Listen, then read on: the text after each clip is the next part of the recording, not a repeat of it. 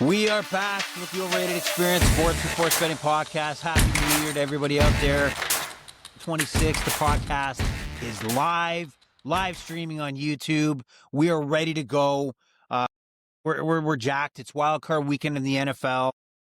Welcome everybody who's a returning listener and those who are new. For those who are new, the Overrated Experience Sports and Sports Betting Podcast is a betting podcast for entertainment purposes, of course, where we go through all the sporting action.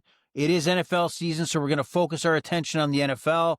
After the NFL, oh my God, we're going to figure out what we have to do from there, but we'll keep bringing you action. You can follow the Overrated Experience on X at Overrated EXPER2. That's Overrated EXPER2. You can also catch the video version of the pod on YouTube at the Overrated Experience. You'll see all this information posted on your distributor or your Spotify's of the world, your Apple Music. We're ready to go. So we normally come to you really out of the gate with a lot of information, not necessarily all betting, but sometimes we give a take on the sporting action. And back again, once again, live from Ajax is... Also from Ajax, baby. You know who it is. All right, so we know. We throw that formality out there, but yeah, you're right. You know who it is. So we're ready to kick it off. Austin from Ajax, how you been doing? I'm great. And NFL playoffs, it's the best time of the year, so I'm fired up right now.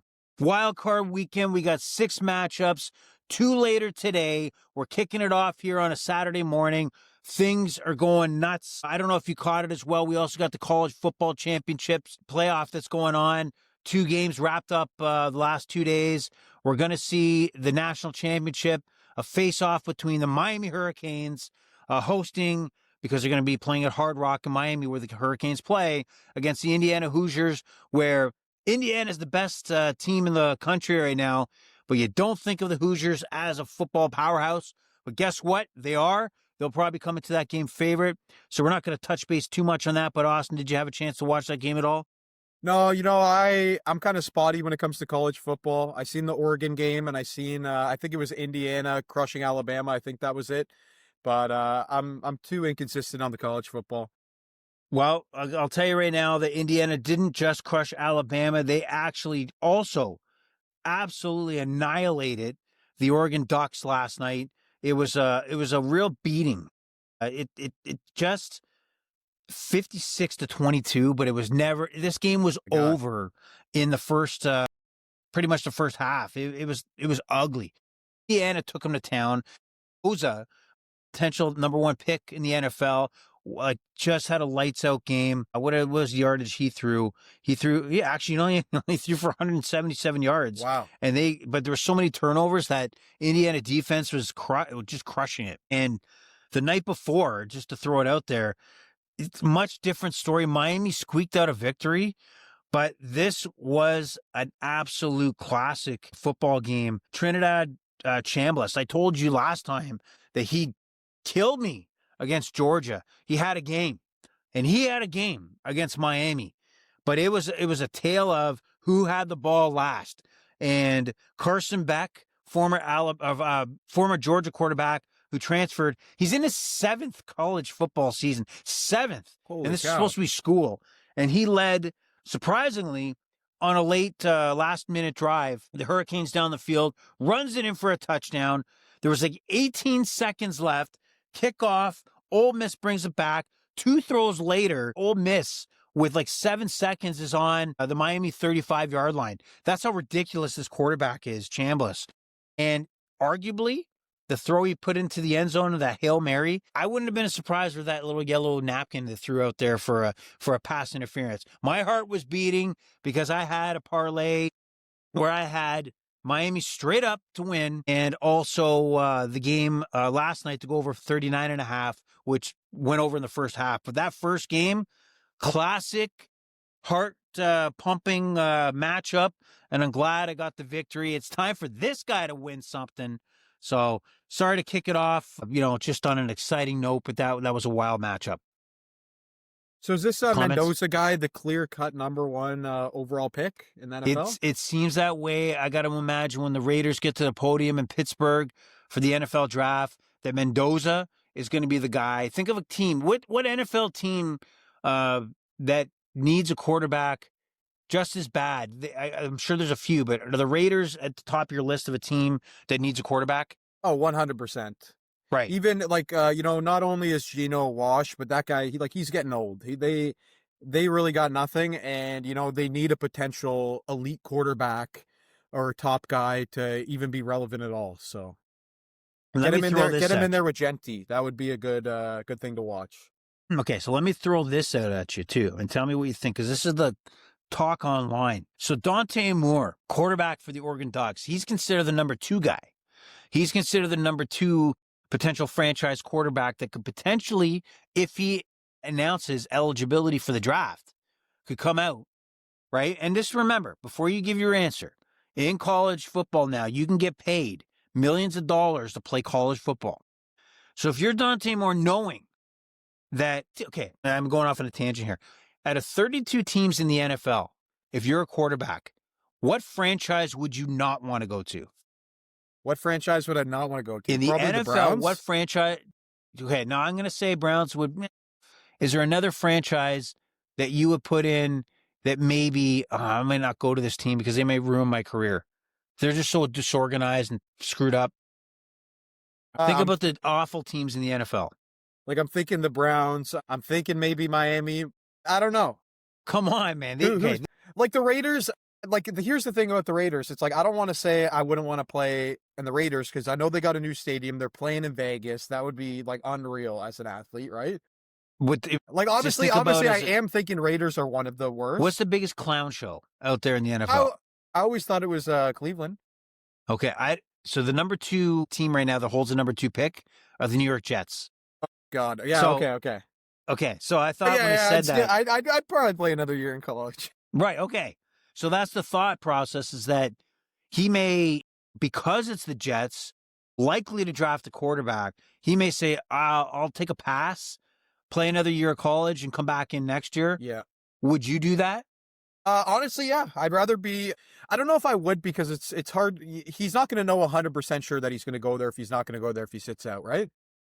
Well, no. What happens is if he says I'm going back to college, yeah, then he'll come into the next draft. Who knows? Yeah. So what I'm saying is, it's not like if he says no, he doesn't get that opportunity to take the chance that he's going to the Raiders opposed to the Jets. I'm just saying, as a quarterback, I would want to go to the Raiders, but I wouldn't want to go to the Jets. So if I knew for certain I'm going to the Jets, sure, I'll sit out. But if it's a 50-50, I might still roll the dice. That's what I'm trying to say. Okay, I think then his folks, his handlers, I guess you would say, probably should be making some phone calls to say to New York, don't draft me. Yeah. Or if you're going to draft me, let me know now because I'm going to go back to college. Yeah. But that's a real scenario. Like, the Jets may ruin your career. Yep. I totally agree with that thought process. Maybe there's a little allure to playing in New York. You think so? There is, but if I look at the Raiders as an example and Mendoza going there, they at least have Tom Brady that looks like he's going to take more of a hand on how this team's run. It was a clown show. They made an error with Pete Carroll. Yeah. But the Jets look like the repeated mistakes over and over and over again. They treated Aaron Rodgers like shit when he left. They have never had a sound management staff. It's just ugly. So and the Raiders, they have foundation to build on. Genty, I think we all still think he's an amazing talent. And then you got what's the tight end I'm always forgetting about? Probably the best Brock tight Bowers. end. That guy's Brock awesome. Bowers. Outstanding. So he's joining this team, potentially having the best tight end in football. It's not like it's a lost cause where the Jets have absolutely nothing going for them. They just sold their defense. They might, in the next couple of years, they might have a lot of good picks coming through, but that's the only thing I can think of. Yes, they do. They have a lot of picks. So that's also a danger for Dante Moore, that he may not get away from the Jets because they have multiple first-round picks heading into next year as well. And then, can you remember how many interceptions did the Jets have this year? I know they didn't. I don't think they picked off a single football, if that's what you're talking about. Isn't that outrageous? Right? They had zero, right? Am I wrong? They had zero. Zero on the year is crazy. How is that possible? Yeah. Like, statistically, you're playing against a high school team for 18 games, there should at least be one in there, Oh my God, it's off his hands. He catches it, It's like, you're telling me all year, not even like a batted in the air. Like, that's just statistically, if you would have bet one team to not have a single interception, it would have been like 100 to 1, 1,000 to 1. I can't believe Because how many, like you said, how many times have you seen a lineman put his hand up in the air, flecked it up in the air, and it's an easy INT? Yeah, or a quarterback insane. just has a brain fart and throws it. You know what I mean? Like That's that right. happens every week in football. That's crazy. That's I would love to know the next. I'm talking in the microphone here, but I would love to know the next team, like the lowest interceptions before that team. Like it's got to be at least double digits, right? I guess. Like it's just that is ugly, That's ugly, crazy. ugly. And you had Sauce Gardner for a chunk of the season. Like That's true. Ugly. That's why New York is just a land of lost toys. That's not good there. So yeah. So wait, we're gonna talk one more thing to add. To me, it's just crazy. I'm assuming here Sauce Gardner, because he only played a game or two when he got traded. The thought that he went for 2 first-round picks and the defensive player didn't even have a single interception this year. It's like, that's kind of crazy to think about.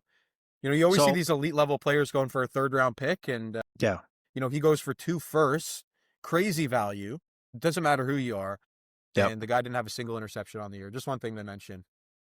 Just really, really ugly. But let's do this. So I know the audience is waiting on the concrete fact. We'll get there in a minute. So Austin's got a concrete fact as he's in the concrete business. So he's our guru on solid facts. We'll call him solid facts. Okay. So before we do that, we have to talk about some of the moves some of these NFL teams and owners have made to change the course of the direction of their franchise by firing GMs, firing coaches, firing assistant coaches, et cetera, et cetera. So I'll throw a few out there. Now, I think it's a no-brainer, but for 2 of these, in my opinion at least, is the Raiders. Pete Carroll, 1 year, one and done. And Tom Brady looks like he'll be involved in finding that new coach, potentially Brian Flores, former Miami Dolphins coach, current this season's Minnesota Vikings defensive coordinator. So the Raiders, are you surprised there that the Raiders are moving on from Pete Carroll? Not at all. It's clearly the right decision. You know, I have respect for him for what he did in Seattle, but this is the worst I think the Raiders have ever looked since I've watched football, and they're the worst team in the league this year. I think you got to get rid of them. Yeah, I think it's a no-brainer. I think if you're owner Davis there, Mark Davis, and you didn't make this move, then you've lost the room. You've lost the narrative. So right call there. And we also look down in Miami that for a while there, it looked like Mike McDaniels was going to be a part of the GM search, which was ridiculous. And then we find out that he's been let go by the Dolphins in the last 24 hours. Was that a no-brainer? Do you think some of the available coaches may have triggered the opportunity for the Dolphins to move on from Mike McDaniels? You know, I wasn't surprised, but it was more, I feel like McDaniels does have skills as a coach. I think it's just the fact that he wasn't able to control his locker room. You know, Tyreek Hill's taking shots at Tua, stuff like that. Once you see that, I feel like the locker room may be lost. You know, I wouldn't be surprised if McDaniels becomes some kind of coordinator in the future, but I don't think it was the wrong move. You know, he was the first guy that I thought of this year, or last week when I had the conversation. But I think all the firings that I saw were justified. Nothing was out of left field. You know, all these teams could use a little bit of a shakeup, so nothing really surprising here. Yeah, I think Mike McDaniels probably will be a sought-after offensive coordinator type guy. So that's obviously his bread and butter is in the offense. Now, let's throw this out. What would be very interesting here is if, in a bold move, if a team like the Detroit Lions said, look, fuck it. Dan's our guy, but on the offensive coordinator aspect, let's bring in McDaniels. Yeah, I would love that. That would be a fantastic situation where Dan's got the whole control. Yeah, like I remember when McDaniels came onto the scene, I remember he was like the big new coach. Maybe the lure only lasted like 2 seasons, but I remember like how explosive that offense was with Tyreek Hill, and he was getting all the credit for it. So I would really love that move. That is like a dream scenario for an NFL fan. It's funny. It's reminds me of the Dolphins. Reminds me of like the Marvel movies where like Iron Man first gets created. He creates the Iron Man suit, but realizes when he flies too high, everything shuts down because it's too cold. Yeah. Right. And he has to make a change. But the Dolphins were the exact same way. High flying offense until it became cold. Yeah. And then they were just dead. So that's my take there. A couple other ones before we get into the concrete facts is, you know, Baltimore Ravens decided to move on from John Harbaugh after 18 seasons. And if you watch that game against the Steelers, and this happens all the time, and people do not look at it from this angle, is he's one doable kick away from playing this Saturday or Sunday or Monday or whatever, right? It's not like, and then Mike Tomlin's also one extra point away, from, or one missed extra point away from the same thing. Both coaches were hinging on kickers that should have made kicks versus anything they did decision-making. So Harbaugh's out. Yeah. Did the Ravens make the right move? Man, I don't know if they made the right moves. Like, if you're looking at this year and last year was the same thing for the Ravens. It was one throw that the receiver catches 99 out of 100 times that was dropped, and that's why they missed the playoffs.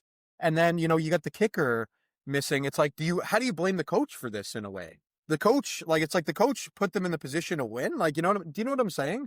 It's like they had it all, and I think it truly came down to luck, I do too, but I will say that from an organization standpoint, I don't think you can hire and fire based on whose fault you think it is. I think you have to hire and fire based on next season. How do I maximize the Lamar Jackson performance? How do I maximize how far this team can go? Because this team is built still to do a playoff run. So forget about whose fault it is. Are the Ravens better going into next season without John Harbaugh?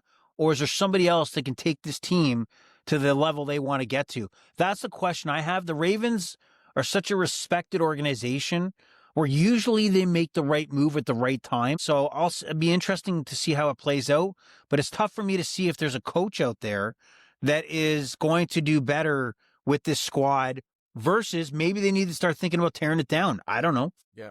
We'll find out. At the end of the day, also Lamar, best rushing quarterback the NFL has ever seen statistically. But, if you're a running quarterback, your longevity is also a lot shorter. So it's definitely not out of the realm of possibility. Okay, let's add on to this then, too, that I think there were some questions when Lamar came back from his injury. He wasn't exactly lights out for this offense, but holy shit, when you seen that second half against Pittsburgh, what Lamar could do, whether it be his legs or his arm or the decisions he made, it was, if this Ravens team gets into the playoffs, and what I'm seeing him hook up multiple times with Zay Flowers, watch out. Because this is the Lamar we expected for the majority of the time when he came back from his injury, and he came to play in that second half. But give it to Aaron Rodgers. He came to play too. So it was ridiculous that these two quarterbacks turned it on, and then the kickers were the factors that determined the outcome of this game. Insane. Insane. Shout out to the Steelers getting it done even without, we talked about how key DK Metcalf, getting it done without him, and then shout out to Lamar for probably having the worst luck I've ever seen from a quarterback, just like for his career. Like, it's out of his control. He does everything he can. He puts the team in the position to win, and they screw him every single year. Look, at the end of the day, Lamar Jackson, everybody's out there, oh my God, you're picking on Lamar. Look, the guy's a two-time MVP. He's going to be under the spotlight. When he wins, he's going to be a genius. When he loses, everybody's going to doubt him. That's just the reality of the level he's at. He's a franchise quarterback. That's just the level he's going to be at. The scrutiny is going to be intense. So no surprise there. Anyway, sorry, this is pretty big. This is a big question. Okay. And I know we don't have too many games to cover this week. Is Lamar, he's not with the Ravens next year, is he? Yes, he is. He is? Is he locked up? Yes. He's a free agent after next year. Yeah, so I think there's some contract negotiation to do. He's not a free agent. Okay. Or if I'm wrong, they can still franchise him. The franchise tag.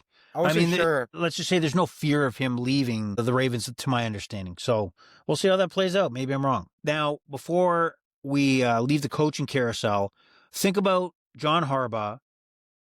Took a franchise when he went to the Ravens under Joe Flacco, Ray Lewis. They win a Super Bowl. They reload, bring Lamar Jackson in, a retool, and they become a Super Bowl threat. Is John Harbaugh have anything left in the gas tank if you're a team out there struggling to get a foothold on a playoff threat, and turning your franchise around? Is there a team where you can see a John Harbaugh go to? Or do you think that there's a team that should back up the Brinks truck and say, I'll give you whatever you want, John Harbaugh. You come and run our franchise? Is there a team out there you would ask? Yeah, I think John, like we talked about how Mendoza may go to the Raiders or the Jets. I'd like to see him coach this young quarterback, like first round pick. But I don't know if there's any specific team. Like, I think he goes to any of those teams and they're immediately better. I got a lot of respect for Harbaugh as a coach, but I don't know. Like, I don't know if I can pinpoint a specific team. Maybe, I mean, Jets or Raiders are going to be the most dire for a coach or for a shakeup. So I would say one of those two teams.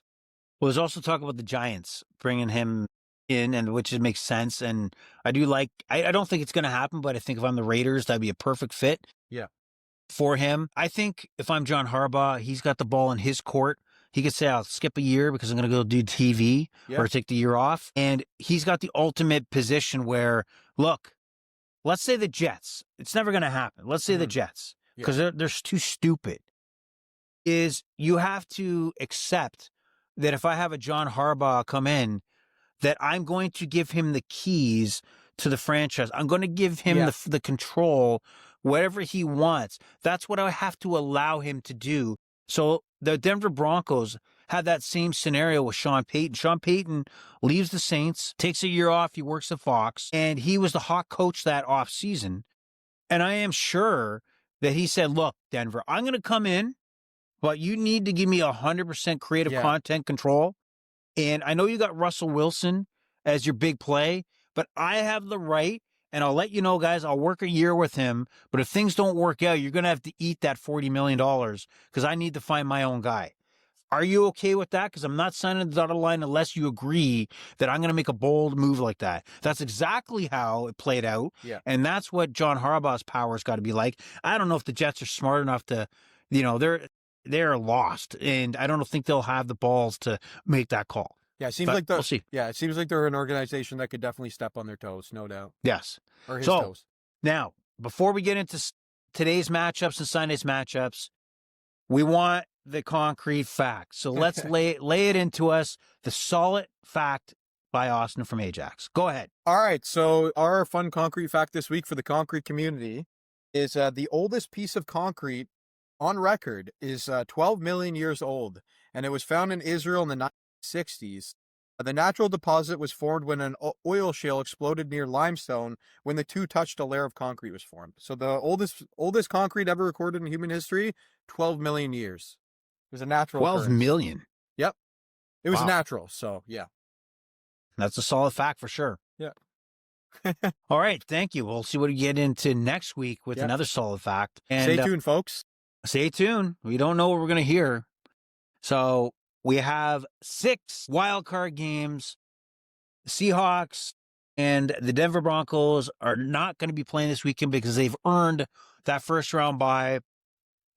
Now, on a scale of 1 to 10 of all the potential matchups that could have taken place and the teams made the playoffs, how would you rank out of 10 your excitement and satisfaction of the teams that we're seeing in the matchups we're seeing? Out of 10, like a big part of me is excited just because it's the playoffs alone.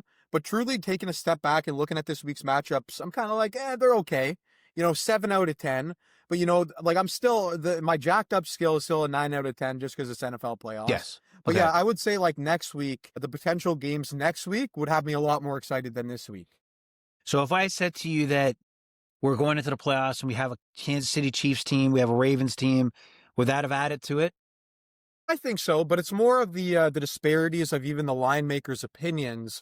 For example, LA Panthers, obviously I won't get too into it, but the fact that it's a 10.5-point favorite, it's like, I want to see a matchup that could go either way. I want to go into a matchup like, man, I don't know who's going to win here. And that just looks like it should be a walkover, always happy to see a good upset, but I think I like more of a team where a game where you don't know what's going to happen going in. But, there's a couple good ones. So I'll agree with you, 7 out of 10.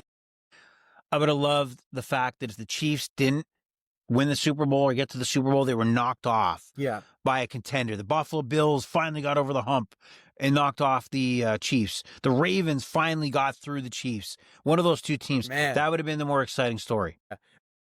Does this get boosted up to 8 out of 10 if it's the Ravens instead of the Steelers here? Are you okay with it? That's a good question. I mean, at the end of that game last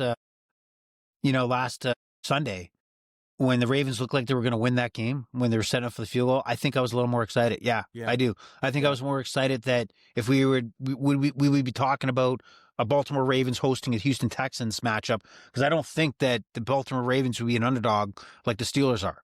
Yeah. And then you're looking at the AFC, and then you would have had the Ravens, the Bills, and the Patriots going. I think those would have been the three big teams. But still, it's a good time. Good time to be alive. NFL playoffs are here. I would have also been excited if the Lions also were in the NFC playoffs. I think they would have made a run, even though despite their challenges, they didn't get there. But I think they would be more of a threat in the NFC, to be honest. Yeah. Okay, we're going to kick it off. Funny enough, the Houston Texans usually play the early playoff game on Saturday. That's what's changed this year. They will be playing on Monday night. The early game we have is a rematch of a regular season matchup where the LA Rams, Matthew Stafford, Puka Nacua, Devonta Adams, are heading into Carolina. You know how much we love Carolina, who just frustrate the hell out of me. You know, we get the big win Tampa on Saturday last week, but, you know, the Saints couldn't get the job done. So the Carolina Panthers back in as division champions and will host a playoff game, which is almost a crime in itself. But we have the Carolina Panthers hosting the Rams, 10.5 points. The Rams are 10.5 points favorites on the road, which I guess is no surprise. But I'll let you take your first tackle at this. Do you believe? What do you think how it's going to play on the spread? The 46.5 over under. What say you? You know, 10.5 points is insane. The big question of this week is, are the Carolina Panthers frauds? Because I think everyone in their minds could picture them losing by 20 this week, but we could also see them holding it within 3. So this is a really hard game to predict. But as crazy as it sounds, I think you go with the extra points here with Carolina. They found a way this year to keep you guessing, let's say. And, you know, in my head, it's like, oh, you know, the Rams are going to beat them by 20. And that's why I think I should take the Carolina Panthers plus 10.5, which is crazy to say because every time you pick the Panthers, they do the opposite of what you say. Obviously, this is amateur picking here, but this is truly what I'm going with in my gut. So I'm going to take the Panthers at 10.5, and then I'll take the over 45.5. I think both teams are scoring here. You know, I do think I could see it being, you know, 30-27 here. So yeah, I could see it being one of those. It sickens me to say, but I do believe you're looking at this the same way I am with the Carolina Panthers. They shouldn't even be here. They shouldn't be hosting a playoff game because they're not that good.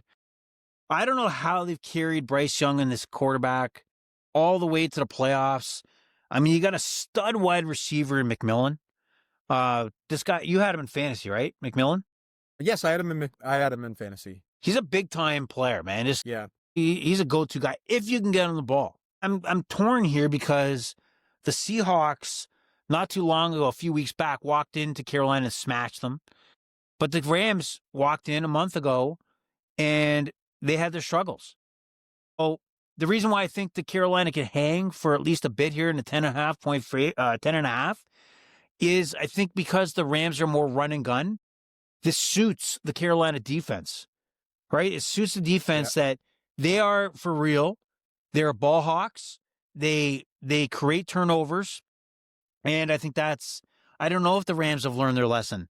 I think you have to play a boring brand of football here where you're taking the high percentage throws. You're making the high percentage, like you have to punt. You make the Carolina Panthers drive. By the third quarter, late in the third quarter, you should be up 2 scores, forcing the Panthers offense to have to break it open, which I think is in your favor. Kind of like we've seen with Tampa, who held on the win last week, where they started to play a boring brand of football. Can the Rams do that? I don't know. So I will say Carolina covers. I think the Rams win. I do agree with you. I think there's points in this game, 46.5. I'll take the over. And I'm going to throw a few props out at you. And you tell me what you think on this, okay? So I think Rico Dowdle, running back for the Carolina Panthers, his over-under for rushing yards, I know he splits time with Chuba Hubbard, but 46.5, I'm going to take Rico here. I believe him to be a big-time guy. You know, he's really stood out for the Carolina Panthers, stood out when Chuba Hubbard was down. I think as a player, I think he gets some yards today. What do you think of that play? I like that pick. I see him getting Rico 50, Dowdle. And here's a value play. I'm not going to say I may take it, but I may put a little small amount of money on this. I believe that Matthew Stafford's going to have a pick. I think he's going to have an INT. This Carolina defense are ball hogs. And at plus 130 for Matthew Stafford to throw an interception. He threw 2 against them, and the last time they met, I like it. So do you think Matty Stafford is going to throw an INT today? Sorry, what was it, 220? Plus 130. I mean, I don't hate it, but I don't think I'd take it personally. Just because my first number went to like 3 to 1, like that's the odds I would want for a pick. I'm not saying I think like I don't mind the pick bet, but I wish the odds were a little better. So I would stay away. Okay. Yeah. Fair I would enough. want it at least 150, and I'd jump on it. I would do it at 150. All right. Well, you got your opinions. Yeah, but I really like the over for the rushing yards there, and I'll ride that one with you too. Okay, great. Now we move on to the late Saturday game. Third time these teams have met, and that's the Green Bay Packers heading into Chicago to take on the Chicago Bears. And maybe the ultimate disrespect again, because the Bears, they opened up as favorites and now 1.5-point dogs to the Green Bay Packers. And the game's 44.5. Go ahead. What do you think? I think the over 44.5, or sorry, the total 44.5, I think that's clearly under. You know, Chicago seems like one of those teams that scores in every drive but can't protect anything. And you know, Green Bay is completely decimated. But I do think both teams can still score just because Chicago's defense is so bad. But I think you are right. Clearly there's disrespect here. You take the 1.5 with Chicago. They should be the -1.5. I think you should almost have them at -2.5 or -3, personally. Being at home as well. They won the last game, if I'm not mistaken. Give me the Bears. Give me the over. Yeah, the Bears lost against the Lions against the last week, but you're talking about the last time they played Green Bay. Yes, that's correct. what I'm talking about. Yeah, sorry, you're correct. So you're going to take the Bears. And sorry, you said that the 44.5 is way too low. Is that what you were going with? That's way too low. Okay. I do too. I think Chicago's like an elite offense with a bottom 10 defense, right? So that's kind of the team I look at them as. Obviously, one that's always going to be entertaining, but even a decimated Green Bay, I think, should be able to put up 20 against them. Easily. So important to note that Adunze is back. He'll be back for the Bears, which is a big weapon that the Bears were sorely missing. I'm torn here. I am torn here. I mean, everything indicates that, in my opinion, Chicago should win, because what have the Packers done in the last little bit? I mean, they got crushed by the Ravens. Let's forget about the Vikings game because they started Clayton too and they played nobody. They got crushed at home by the Ravens. Their defense without Michael Parsons does not look like the defense that the Packers put out in the field early part of the season. They've slowly lost a lot of guys, key guys, not only on the defensive side of the ball, but Tucker Kraft, I think, has always been a big loss. Yeah. How healthy is Jordan Love, man? He's been not played in 3 weeks. Yeah. He's coming back, but maybe he's fresh. So I'm gonna take the Packers here. I'm gonna take the Packers. Yeah. Yes, I am. I'm not confident on it. I just don't have the belief in Caleb Williams. I don't have the belief that he has a big game in him. I just can't buy him, man. He cannot make the easy throw. If he makes like 5 or 6 outstanding throws on the run, sure, they win. But if he can't make the easy, 10 passes that march that Bears team down the field, I think they're in trouble. So I'll lean Packers here. I'll take the 1.5. And then the over, I'll stick with you on that. I think it's too low. And as far as props, I got Jordan Love here. I think he'll have a solid game. I think he'll put the ball in the air. 222.5. I think he'll go over that. What do you think there? Do you think Jordan Love will have a successful game? I do think he'll have a successful game, but I think that translate like the Bears. I look at the Bears as a bottom 10 defense in the league. So I think they'll get lit up. I think this total is way too low. Also, a player prop that I want to throw in there, and I would like to hear because this seems way too low for me. I thought maybe Rome Odunze, there's been games where he's heavily used and lightly used this year, but he is their guy. And I think, they want to put the ball in his hands this game. And his over-under at -112 is 32.5 for receiving yards. And I think that is way too low. I think it should easily be like 45 and a half. So give me the over 42 and a half for Roma Dunze. I think that's That was my second. I was going to throw really. at you. Dunze, yeah. Yeah, I looked at his total and I was like, wait a minute, that does not like I know he's coming back from injury, but this is a big game, which I think is going to be high score. And I think 32 and a half yards for Roma Dunze that's a walk in the park. That's a walk in the park. Okay, can we commit we're both going to lock in a bet on that one? Locked. Okay, I think you agree. I think we should throw this. When this podcast is done, throw it out there. I think it's going to go up before kickoff. I believe that number is going to go up, and the props are a little more volatile than the spreads are. And a couple yards will make a difference. Yeah, well. And what happens if Adunze doesn't get the ball? Who's going to make a stink of it? Remember his dad? Yeah. Was not happy after that Cincinnati game where he didn't get a catch or target, whatever it was. He's kind of yeah, he's kind of that AJ Brown type. It seems that he's going to demand the ball, so I think that comes into play as well. And before we go to the Sunday matchups, do you think, for entertainment purposes, would you like to see one of the other 6 games in the Sunday or the Saturday night slot for entertainment? You know what? I am satisfied with Chicago and Green Bay. Okay. LA and Carolina, a little less enthusiastic about, but that's because it's Carolina. Green Bay and Chicago, I think I'm fine with that. I am. To save the meat and potatoes for Sunday night, Meat and potatoes, got it. Okay. So we head into Sunday, and we kick it off with the Buffalo Bills, head into Jacksonville, take on the Jaguars. Bills, currently a 1.5-point favorite.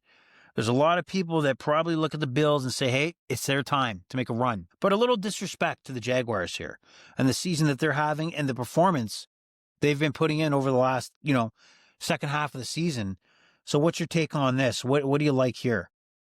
Jacksonville, I've said it all year. They're always supposed to be this good on paper, but they've always underachieved until this point. But obviously, they're facing their biggest challenge, not really necessarily on the Buffalo Bills, but Josh Allen, who I believe is the guy that's going to take over this game. And I think you got to put your faith in Josh Allen. This is their chance. This is the Bills' chance this year.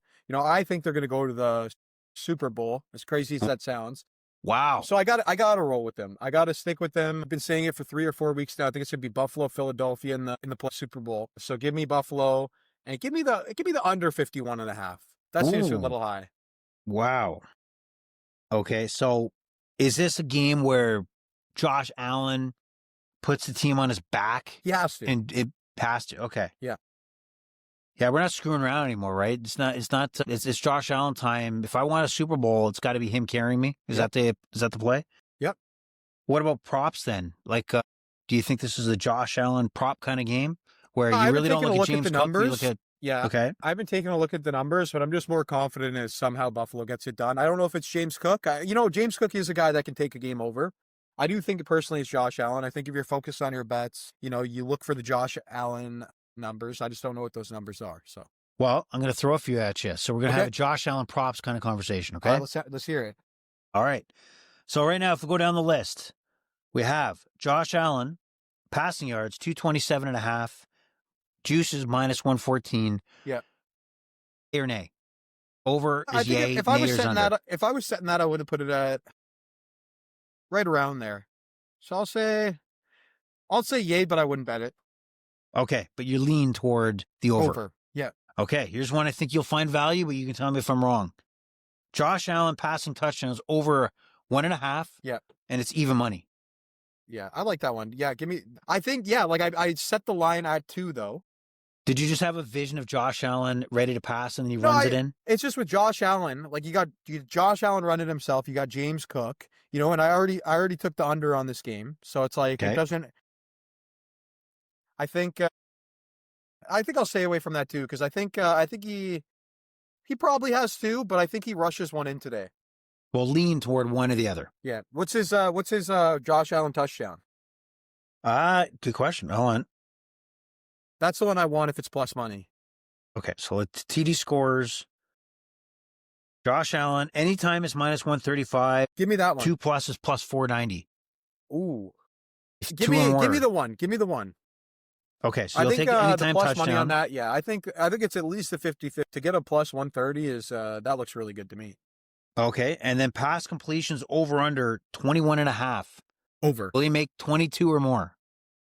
Over, I say. Okay. And then attempts. Will Josh Allen have over 32.5 attempts? Yes. Okay. Will he have more passing yards than Trevor Lawrence? Yes. Okay. Well, look at this. Trevor Lawrence is minus 135, 132. Yeah. Well, Josh Allen is plus 102. Wow. So if you feel Josh Allen, there's value there. That is good value. Okay. And Josh Allen, will he throw at least one interception? I think so. One. Okay, he's even money. Money to throw an interception. Just one. Okay, well, that we at least walk through some props in the Bills game. And I'll take the Bills, but we've seen the Bills just fold sometimes, especially if there's pressure and the receivers can't get open. And I'll take the over. I know you went the under, but I'll take the over. And just for you FanDuel users out there, FanDuel has a promotion right now. If the Bills complete at least one pass, that you have, it's basically an even money scenario. So it depends on how much money they've allowed you to your max bet. But keep an eye on that. So make sure you don't miss that. It's free money. Yeah. It doesn't matter if Josh Allen steps back, breaks his arm. Any Buffalo quarterback making a completed pass, it's a joke, but to give you even money. Did you see that one? I would look at it. Just don't miss out on that one. Okay, so we also have then the second matchup, which is rather juicy. We have the 49ers coming off a beatdown with the Seahawks that basically told them, hey, your place is not the number one seed here. You're a step back. And now you're taking on the Super Bowl champion Philadelphia Eagles. And then the Eagles come to this game 5.5-point favorites over the 49ers. This game has an over-under of 44.5.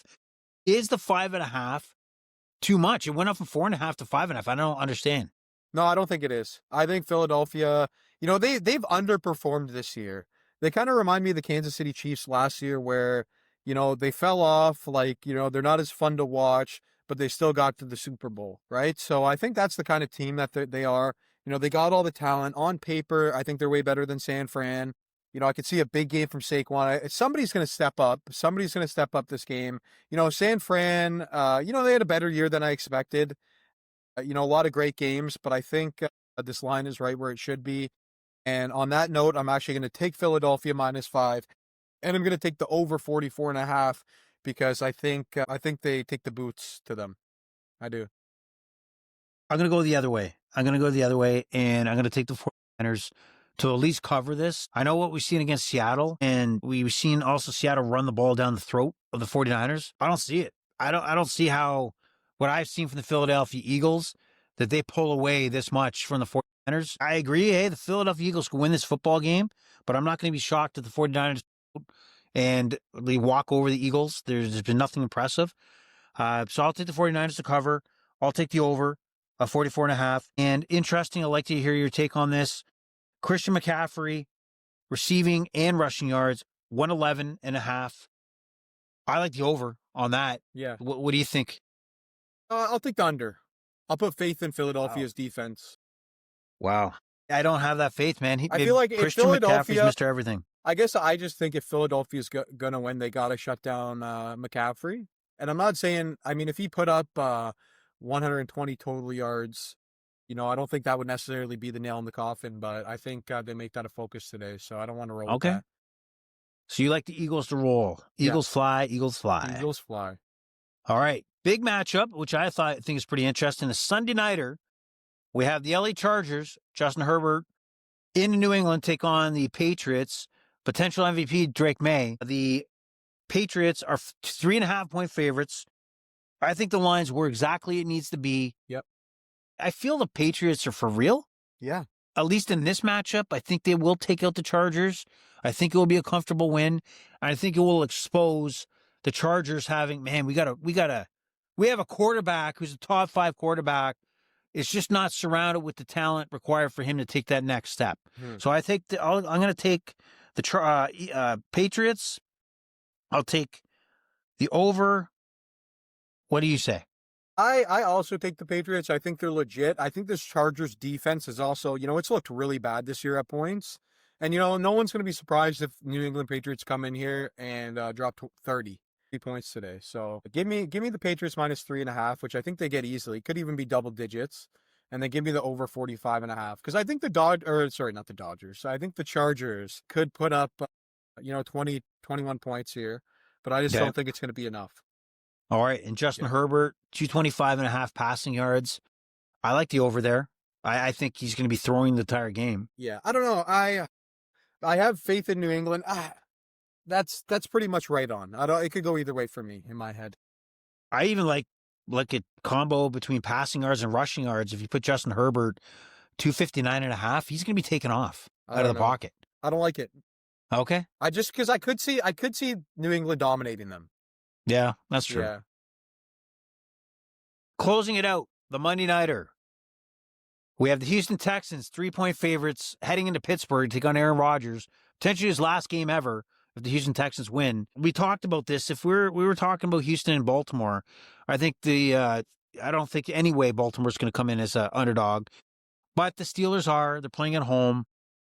And the over-under is low, the lowest of the 6 games, 38.5. And the juice is actually to the under. So there's no faith and there's going to be many points scored here. What do you think?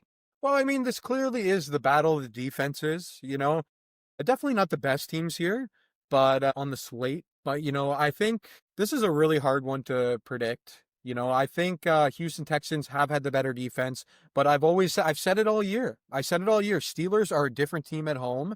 And you know what? For that reason, I think I'm going to roll with the Steelers at +3. This is an extremely difficult decision for me. I think Houston is the better team, but I think that the edge goes with the home here, with Pittsburgh being at home.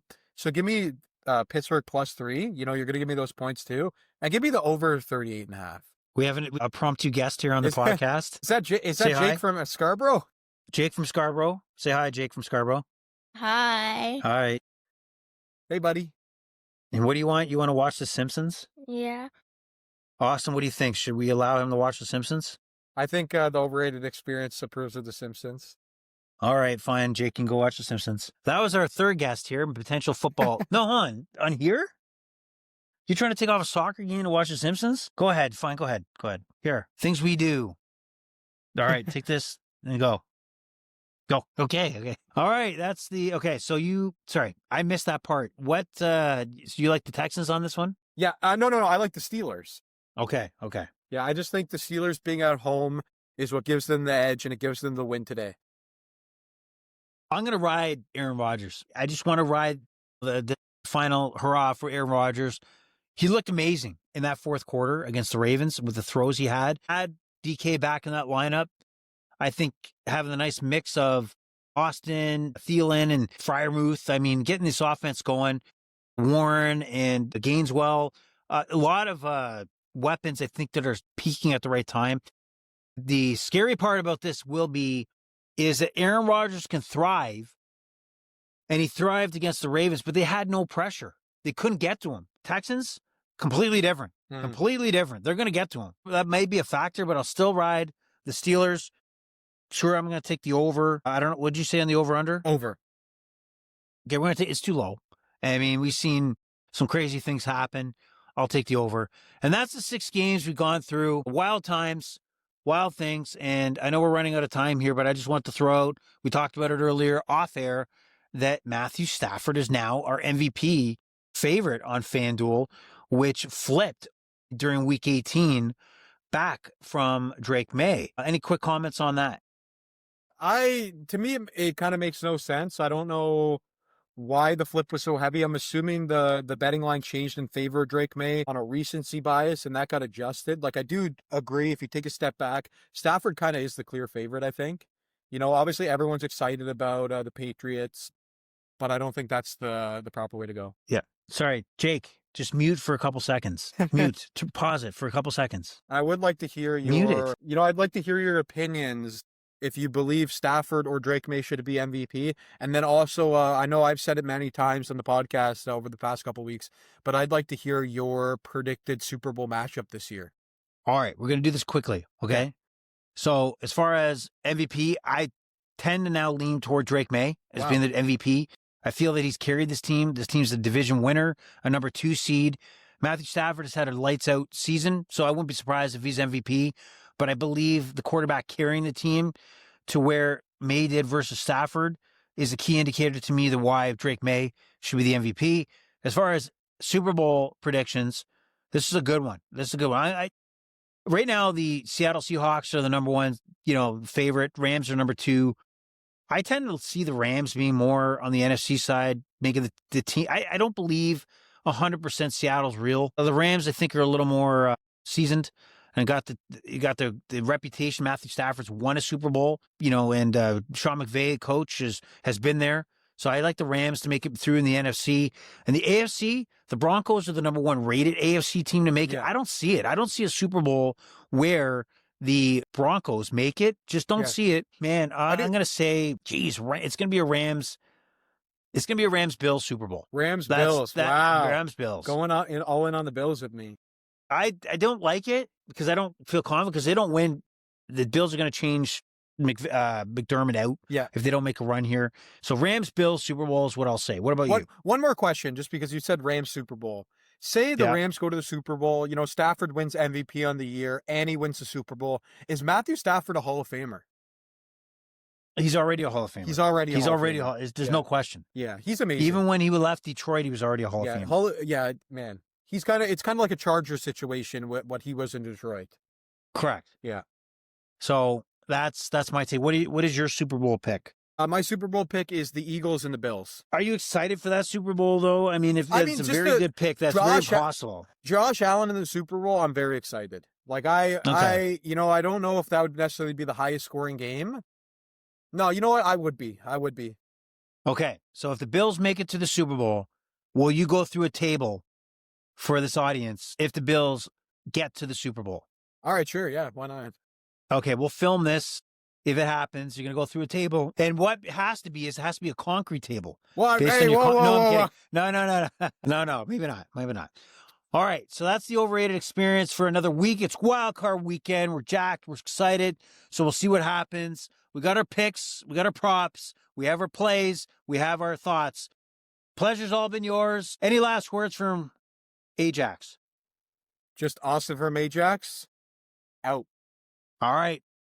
Bye, everybody. Have a great Wild Card Weekend. We'll talk to you soon. Bye-bye.